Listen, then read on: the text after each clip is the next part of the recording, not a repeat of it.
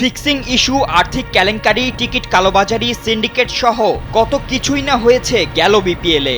বাংলাদেশের ফ্র্যাঞ্চাইজি এই টুর্নামেন্টের ইতিহাসে অন্যতম কলঙ্কিত এক আসর ছিল সেটি। তাই তো এবার নড়েচড়ে বসেছে বোর্ড।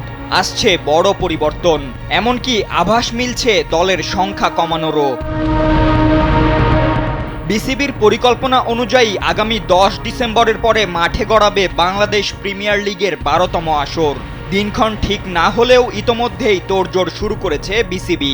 আগামী 1 সেপ্টেম্বর সিলেটে অনুষ্ঠিত হতে যাওয়া বিসিবির পরিচালনা পর্ষদের গুরুত্বপূর্ণ সভায় চূড়ান্ত হওয়ার কথা রয়েছে বিপিএল এর পরবর্তী রোডম্যাপ, যেখানে থাকবে দল সংখ্যা, কাঠামো সহ বিভিন্ন গুরুত্বপূর্ণ বিষয়। এখন যে কোনো ব্র্যান্ডের পুরাতন এসি বদলে নতুন ওয়ালটন এসিতে উপভোগ করুন 25% ছাড়।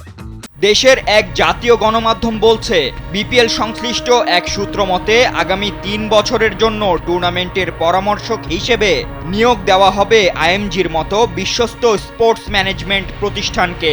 এখনো চুক্তি না হলেও নিজেদের কাজ অনেকটাই গুছিয়ে ফেলেছে গভর্নিং কাউন্সিল।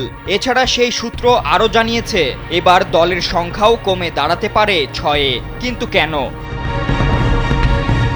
কারণ এর আগে যেভাবে খেলোয়াড়দের টাকা না দেয়া, কোচিং সংশ্লিষ্টদের সঙ্গে গড়িমসি সহ নানা কেলেঙ্কারি হয়েছে, সেসব যেন এবার না হয় সে কারণেই ফ্র্যাঞ্চাইজি মালিকদের আর্থিক অবস্থা দেখে দল নির্ধারণ করা হবে।